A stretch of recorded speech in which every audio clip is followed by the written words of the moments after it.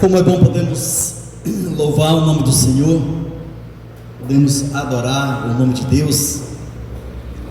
Como é bom podermos amar o Senhor. Nós estamos cantando aqui esses louvores, nós vemos que a importância de nós estarmos diante de Deus, depositando toda a nossa adoração, a nossa confiança ao Senhor, o nosso carinho e amor a Deus. E ali, ao louvarmos, nós estamos preparando o nosso espírito para ouvir a palavra de Deus. A palavra de Deus é esse bálsamo, esse alimento espiritual para todos nós, que nós precisamos e desejamos, como diz o apóstolo Pedro, ardentemente, como criança recém-nascida, do genuíno leite, que é o leite espiritual. E este alimento que nos fortalece a cada dia, este alimento que nos encoraja assim. Por isso, meus irmãos, você que chegou hoje, nesta noite, vamos meditar na palavra de Deus. Atos, capítulo 23. Atos, capítulo 23, versículo 1, diz assim: fitando Paulo os olhos no sinédrio, disse: varões irmãos, tenho andado diante de Deus com toda a boa consciência até o dia de hoje. Vamos orar.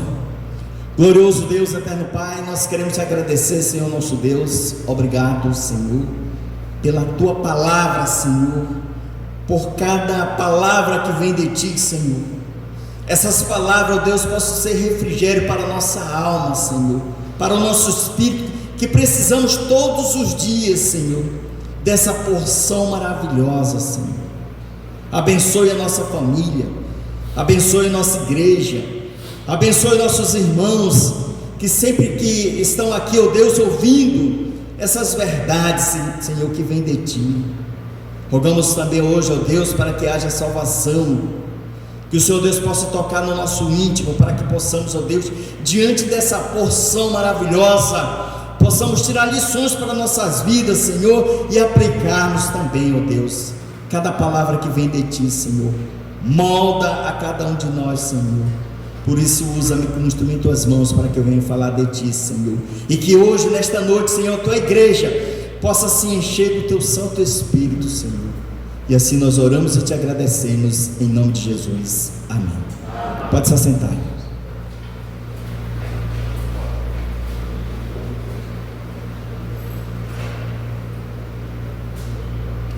Quando nós somos caluniados, injuriados,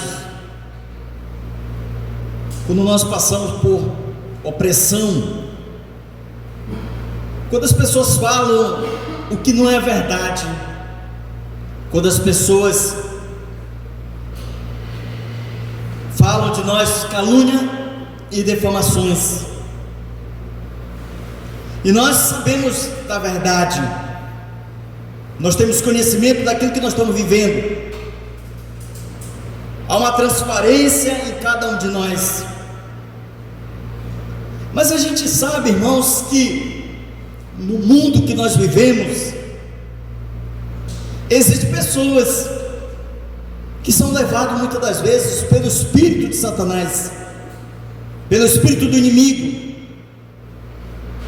e faz com que daquilo que o coração está cheio, o próprio Senhor disse, sai da boca o que o coração está cheio. E aí o Senhor vai falando, prostituição, calúnias, e por aí vai. Quando nós estamos diante de Deus, irmãos, a nossa vida, sabemos o que nós estamos seguindo, sabemos o que nós estamos vivendo diante do Senhor, que é pautado dentro da sua palavra, vivendo uma vida, um padrão que agrade ao Senhor. Assim era a vida do apóstolo Paulo. Por que estamos falando a respeito disso? Porque o apóstolo Paulo foi injuriado, caluniado, defamado, levado perante o julgamento por um crime que ele não cometeu, por testemunhar Cristo, por viver Cristo, foi levado perante o julgamento. Mas aqueles que têm a consciência, que sabe do que estão vivendo e tem uma transparência, você que tem uma vida e que você sabe que você está vivendo e que você não fez mal a ninguém, mas como agir diante daqueles que te levam ao tribunal, daqueles que te levam ao julgamento sem você ter cometido crime nenhum? Assim foi o apóstolo Paulo, assim também foi o Senhor Jesus Cristo. Fizeram todo um cenário para julgar o Senhor Jesus, para condenar ele à morte. E aqui nós vemos também todo um cenário a qual levaram o apóstolo Paulo. E nós vemos que agora o apóstolo Paulo será julgado, irmãos, por um crime que ele não cometeu, por ele testemunhar Cristo. Então Paulo está agora perante o Sinédrio. Que grupo é este? O Sinédrio é um grupo de 71 pessoas, que são de anciãos, são líderes religiosos, escribas, fariseus, saduceus. Este é o grupo do Sinédrio. Esses são um grupo de juízes que vão julgar. Então nós vemos que no contexto a vida do apóstolo Paulo estava correndo risco, mas ali Paulo ganha tempo para que ele seja levado perante ao tribunal, perante ao Sinédrio, onde eles possam julgar a sua causa. E Paulo está agora perante esses homens, aos líderes religiosos, que são descritos como os fariseus, saduceus,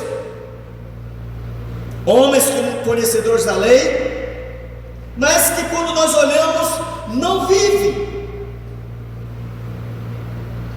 Então nós vemos aqui a defesa do apóstolo Paulo perante o Sinédrio. Ele vai se defender, diante de uma acusação, ele vai agora se defender daquilo que ele está sendo julgado, apunhalado. Paulo só tem o Senhor, só tem Deus como sua defesa. Centenas de pessoas queriam a morte do apóstolo Paulo, queriam tirar a vida do apóstolo Paulo. Vocês têm acompanhado, como nós temos acompanhado, que nós vemos que o apóstolo Paulo foi espancado, foi ferido, foi machucado, e queriam açoitar o apóstolo Paulo, mais e mais ainda. Parece assim, irmãos, que o homem, a pessoa, tem o desejo de fazer o mal a outra pessoa. Isso é falta de amor ao próximo, isso é falta de sentimento, isso é falta de Cristo.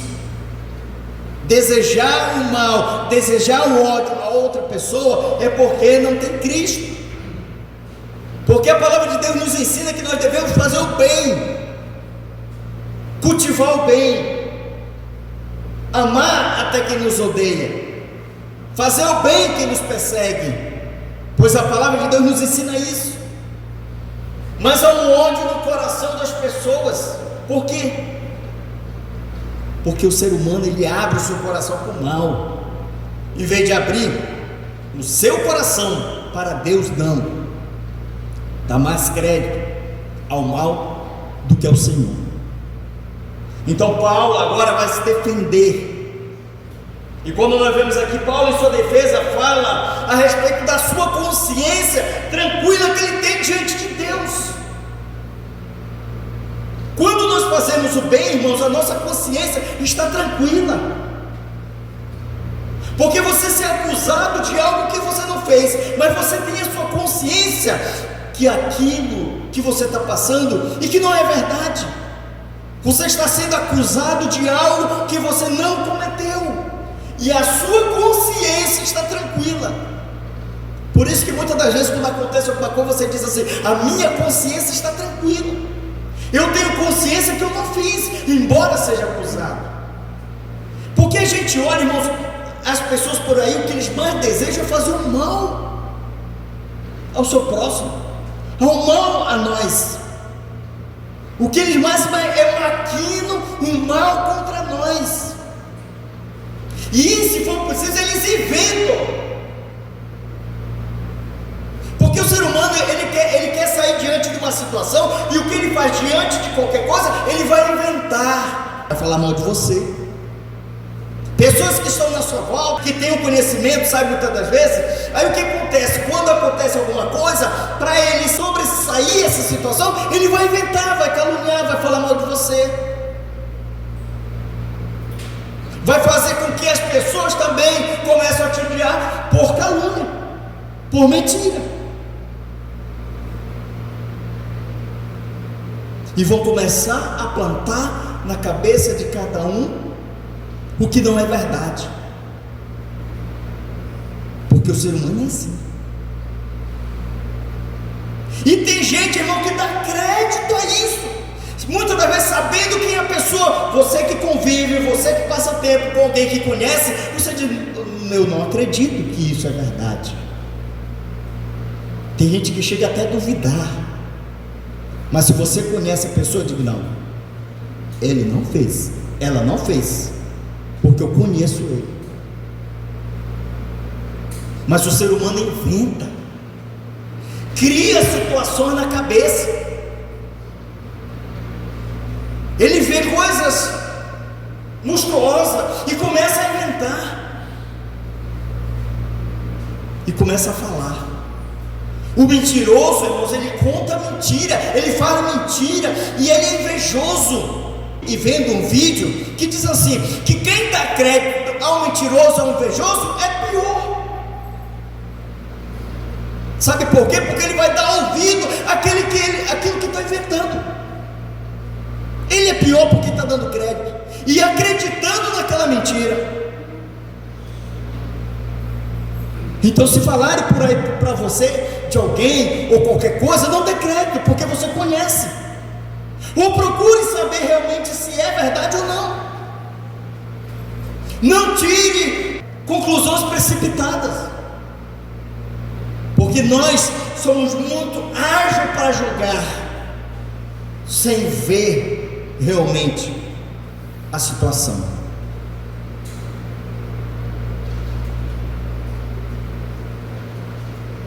Outra história que eu vi, dentro do que isso nós estamos falando, o pai tinha um filho. O filho dele tinha 2 maçãs. E o pai pede: meu filho, me dê uma maçã. O filho pega aquelas 2 maçãs e ele dá bocada na primeira maçã, e depois ele dá bocada na segunda maçã. O pai ficou triste, indignado, porque ele pediu a maçã do filho dele, e aquela criança, ele mordeu a maçã, e ele já estava tirando uma conclusão precipitada. E aí o filho pega: pai, pegue essa é mais doce. Ele estava provando qual era o melhor para dar para o pai, ele queria dar o melhor para o seu pai, e ele já estava tirando uma conclusão precipitada do filho. É nesse sentido que muitas das vezes, irmãos, nós tiramos conclusões precipitadas de certas pessoas e começamos a julgar, assim como está o apóstolo Paulo aqui, sem ter um conhecimento, sem saber como é a pessoa, começamos a inventar. Pessoas que estão ao seu lado, para querer sair de certa situação, vão falar mal da pessoa que está com você.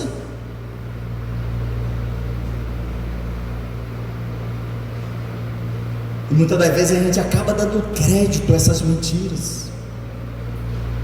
Mas uma pessoa que é experiente, que é conhecedor, diga: não, eu não vou fazer você destruir a minha amizade, eu não vou fazer você destruir aquilo que eu tenho conhecimento com a pessoa, entre famílias, amigos, porque as pessoas, eles têm inveja das amizades, têm inveja de família, e vai contender para para que a família vive brigado, para que irmãos vivam brigados, para que as pessoas vivam brigados, e até mesmo na igreja, para que o irmão não possa estar junto com o outro, por inveja, por ciúme, e por aí vai.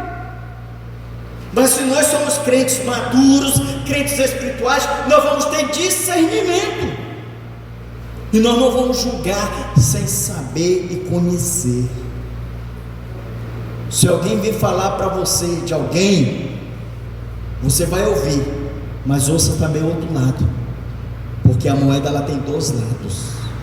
Não tire conclusão daquilo que vão te falar e contar, porque a gente, irmãos, quando quer se sobressair, a gente inventa certas situações e joga sempre a culpa em alguém, porque nós somos assim, mas não admitimos que nós somos errados, que a culpa está em nós. O apóstolo Paulo, aqui em sua defesa, ele está perante o Sinédrio, e ele diz que a sua consciência está tranquila. Isso está no versículo 1. Fitando Paulo os olhos ao Sinédrio, ele está no tribunal aqui perante o juiz, disse: varões irmãos, tenho andado diante de Deus com toda a boa consciência até o dia de hoje. Irmãos, eu tenho testemunhado, eu tenho consciência da minha vida, eu estou sã daquilo que eu fiz perante o Senhor, e Deus conhece os meus passos, Deus conhece a minha vida, Deus conhece a minha história. Eu tenho consciência daquilo que eu fiz, eu sei o que é certo, o que é errado. Eu não sou louco, mas eu tenho consciência. Sabe por que nós temos consciência? Porque nós somos normais, nós somos lúcidos daquilo que nós fazemos.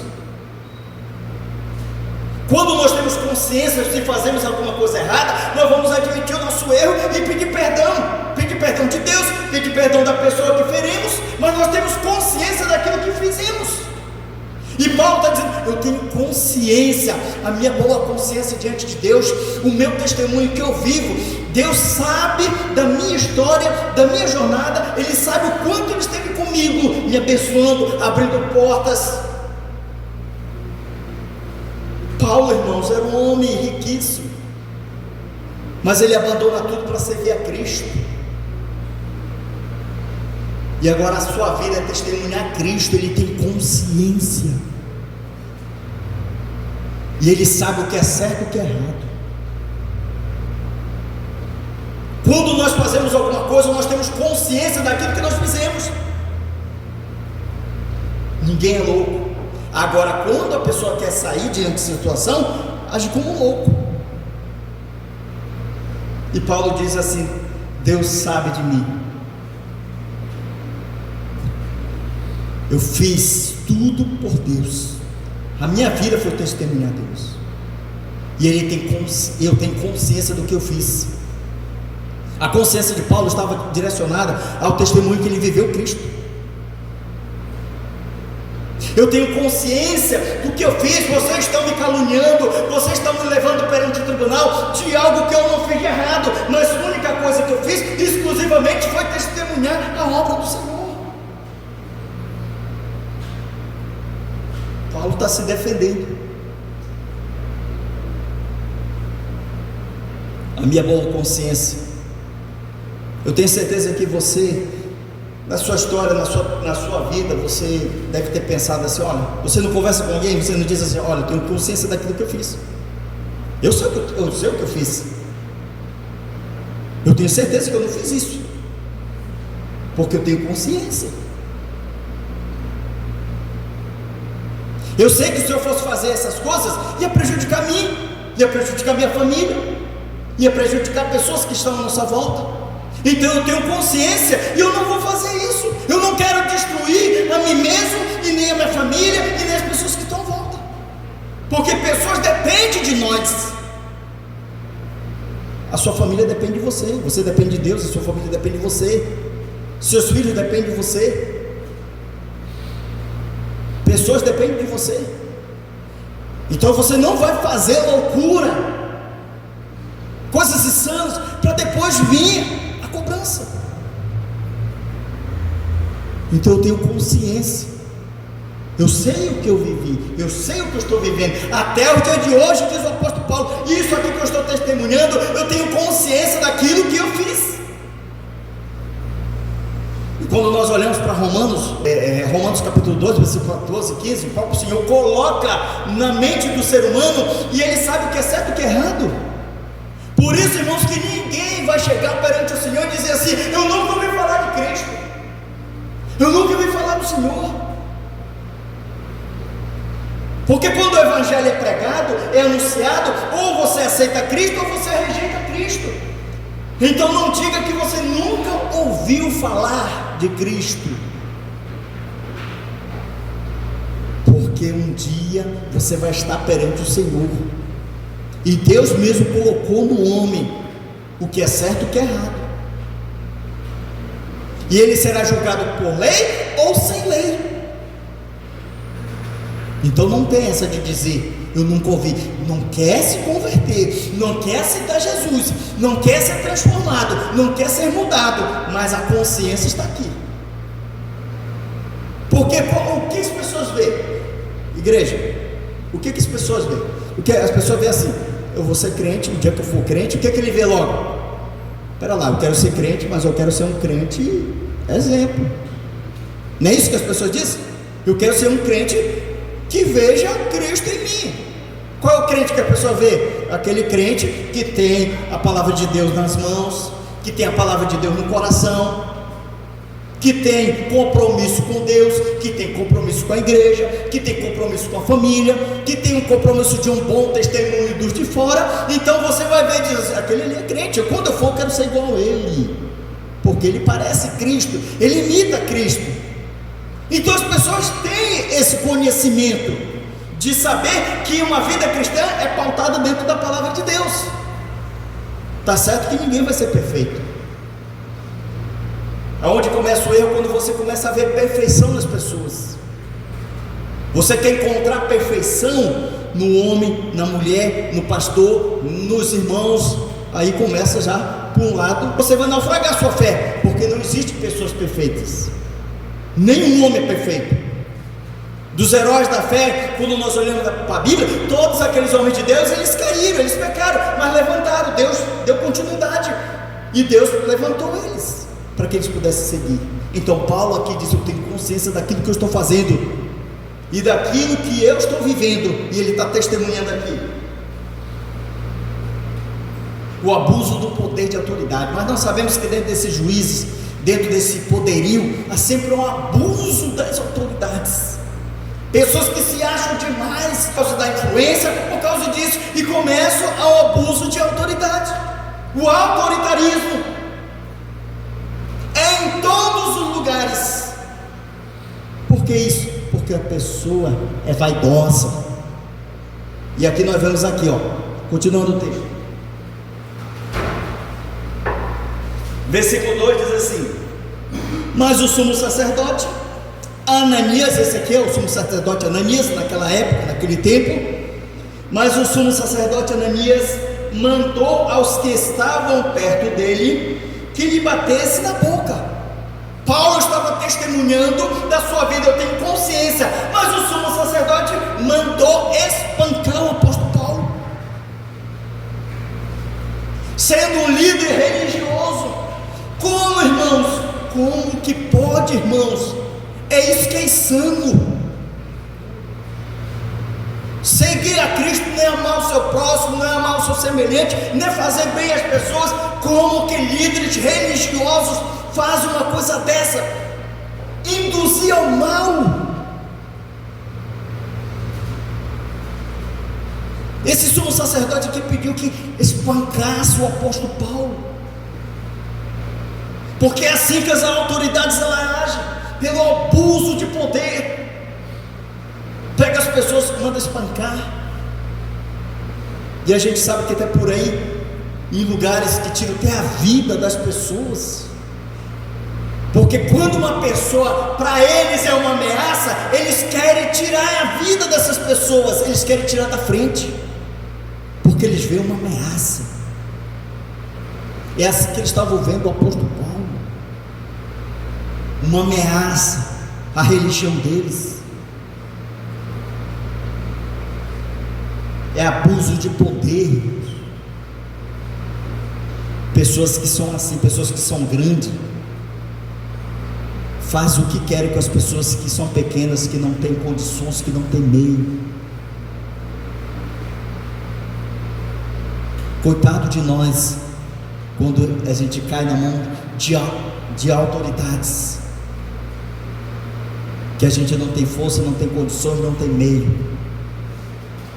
Quem somos nós? Não diz a história que diz: a corda sempre arrebenta para o mais fraco?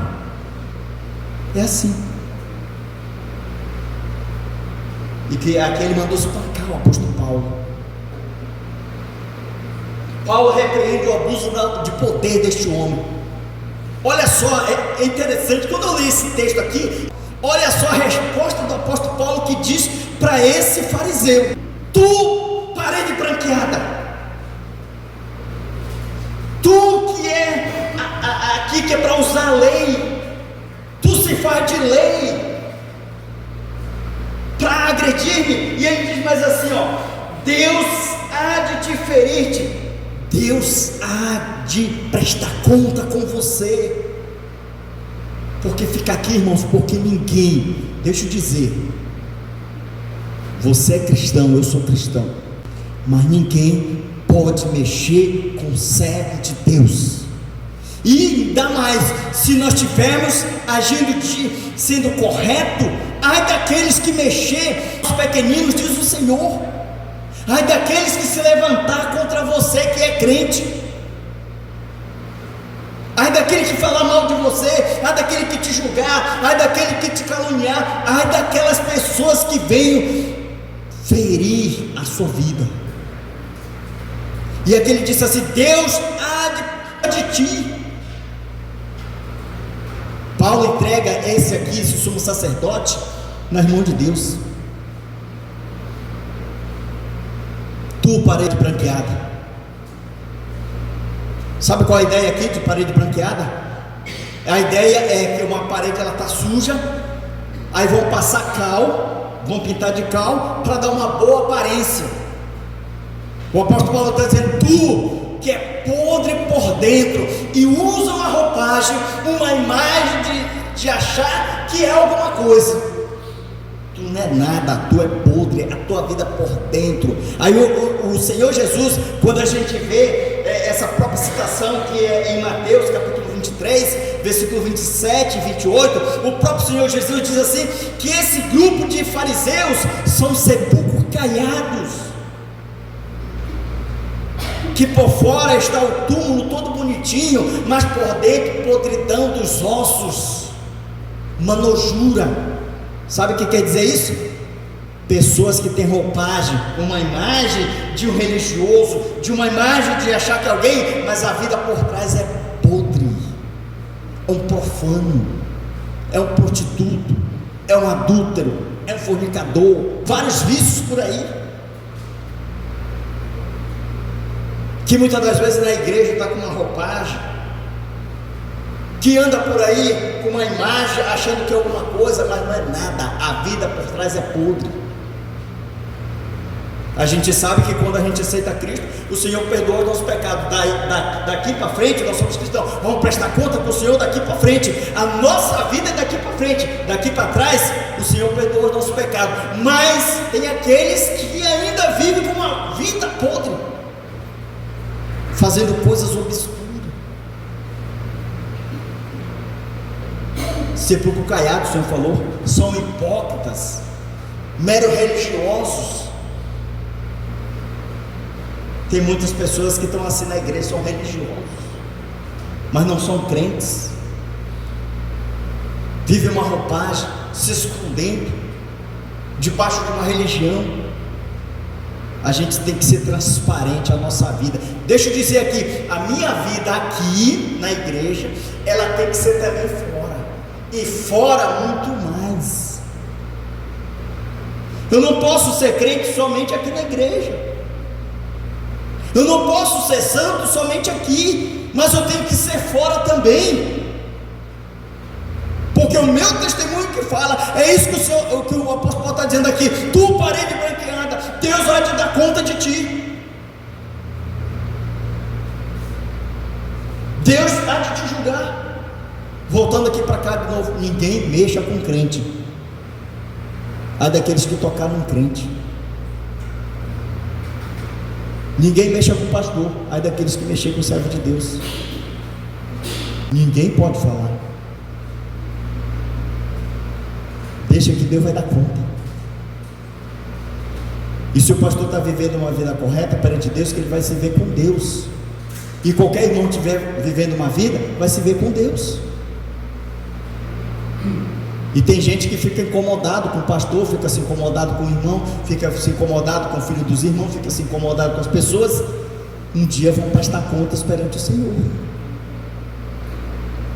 Por isso que o Senhor Jesus usava o exagero: ó tu, tira a trave do teu olho. Jesus está dizendo: vai viver a tua vida, e ver se tua vida, como é que está, para você poder olhar para a vida do vizinho, olhar para a vida do seu irmão. Mas a gente se incomoda, né, irmão Juscelino, mas com a vida dos outros, e esquece de viver a nossa. A gente se preocupa tanto com a vida das pessoas e acaba esquecendo de viver a nossa vida. Vamos viver a nossa vida. A Bíblia diz que cada um vai dar conta de si perante o Senhor. Então eu quero viver uma vida que agrade o Senhor.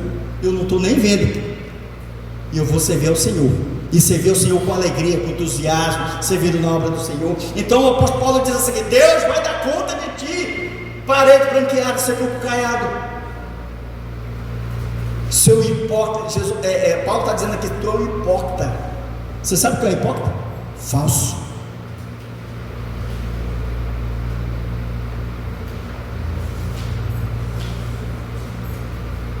E continuando, irmãos, nós vemos que dentro do texto, aí o apóstolo Paulo, continuando aqui de versículo 4 até o 5, diz assim: os que estavam sentados ao lado disseram: está injuriando o nosso sumo sacerdote de Deus? Respondeu Paulo: não sabia, irmãos, que ele era sumo sacerdote, porque está escrito: não falará mal de nenhuma autoridade do teu povo. É interessante, né? Paulo aqui, ele dá uma: ó tu, parede branqueada, tu vai se ver com Deus. Aí o outro disse: ei, esse aí é o sumo sacerdote. Aí o apóstolo Paulo disse: eu não sabia, irmãos, que ele era o sumo sacerdote. Quando nós olhamos aqui, o apóstolo Paulo, já durante da sua vida, né, ele já tinha um problema de vista. E talvez o apóstolo Paulo não sabia que realmente ele era o sumo sacerdote. Aí o apóstolo Paulo disse: espera lá, tudo bem, é uma autoridade. Então, embora seja qualquer autoridade, Paulo diz assim: toda autoridade ela foi constituída por Deus, e nós devemos orar pelas nossas autoridades. Esse é o papel de cada cristão: não julgar as autoridades, mas orar pelas nossas autoridades. Se eles estão fazendo coisa errada, Deus vai dar conta deles.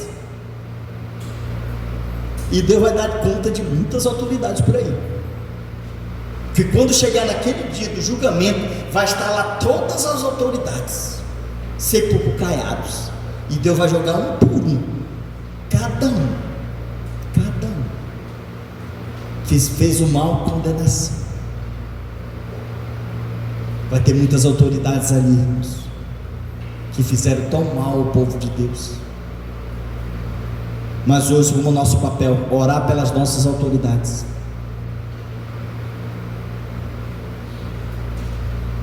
A divisão do Sinédrio, aí houve uma divisão ali. Por que houve uma divisão? Paulo, com sua sabedoria, em seu discurso, divide o Sinédrio. Houve uma divisão. Por que houve uma divisão? Porque ali existiam grupos, e aonde há grupos, tem um que puxa para um lado e o outro puxa para o outro. Então Paulo divide. Quem está ali? Paulo sabia muito bem quem era aqueles grupos. Paulo sabia quem eram os fariseus e sabia quem eram os saduceus. Os fariseus acreditavam em ressurreição. Os saduceus não acreditavam em anjos, não acreditavam em ressurreição, eles não acreditavam em espírito, eles eram materialistas. Já os fariseus não acreditavam que existia ressurreição. inteligência, sabendo que o sinédrio, o grupo ali estava formado de escribas, fariseus e saduceus, ele começa agora a colocar ali o seu discurso. Vamos para o texto? Versículo 6.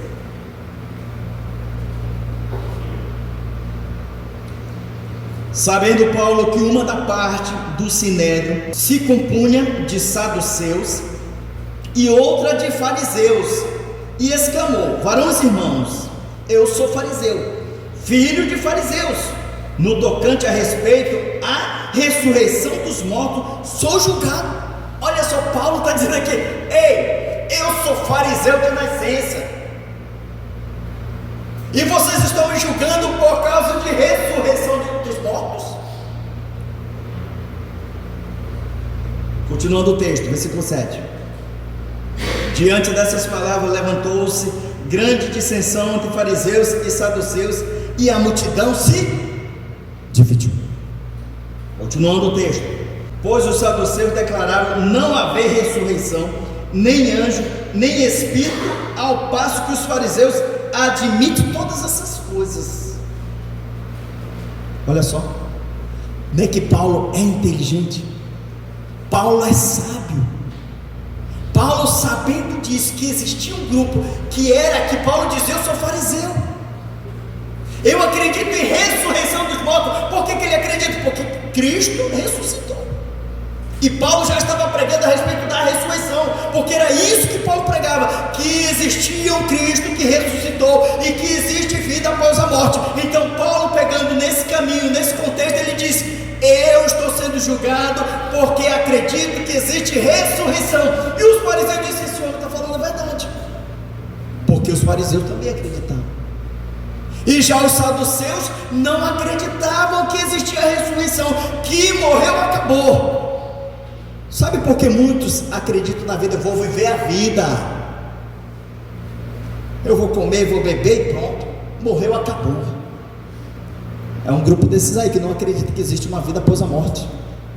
Mas quando a gente olha para o contexto bíblico, existe vida após a morte. E Paulo, dentro da sua inteligência aqui, o que acontece? Ele coloca esse discurso e houve uma dissensão, houve divisão, cada um puxou para o lado. E quem é o lado que o apóstolo Paulo estava? Os fariseus. E o que foi que eles disseram? Olha só, eles disseram assim: e levantando-se algum dos escribas da parte dos fariseus, contendiam dizendo: não achamos neste homem mal algum. Não achamos nada nesse homem. Esse homem está falando a verdade, porque eles também acreditavam que existia ressurreição.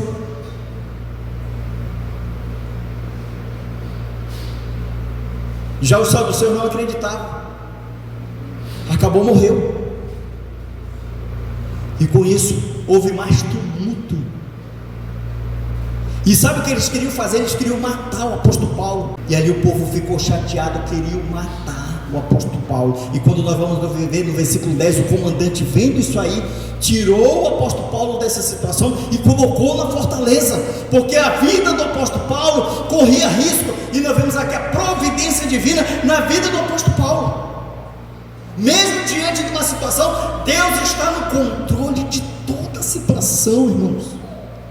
Mesmo perante o julgamento, mesmo perante qualquer área que nós estejamos passando, Deus está no controle de nossas vidas.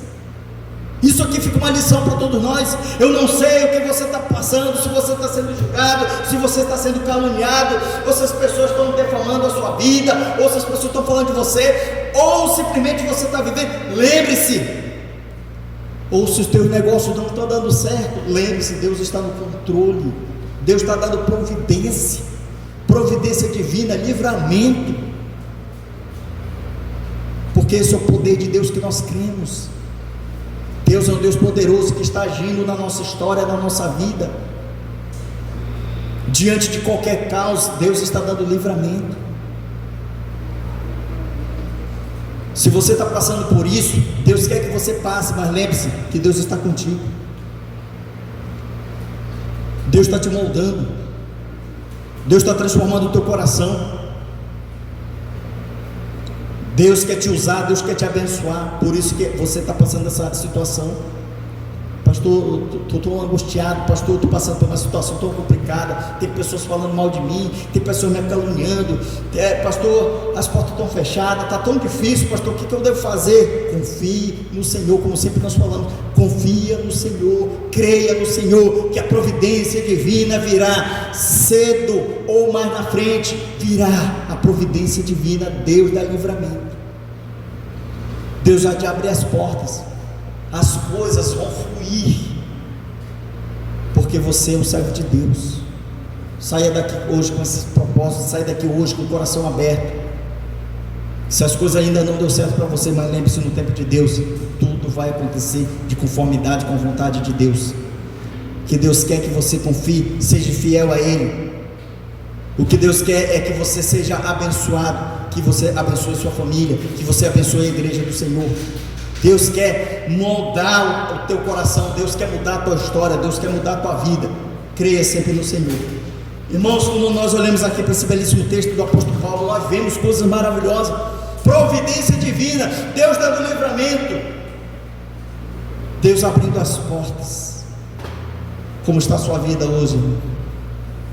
Como está a sua caminhada? Como foi a tua semana? Cansado, exausto, fadigado por tantas coisas? Às vezes nós sentimos assim um peso tão grande, Fábio, nós sentimos um peso tão grande na nossa vida.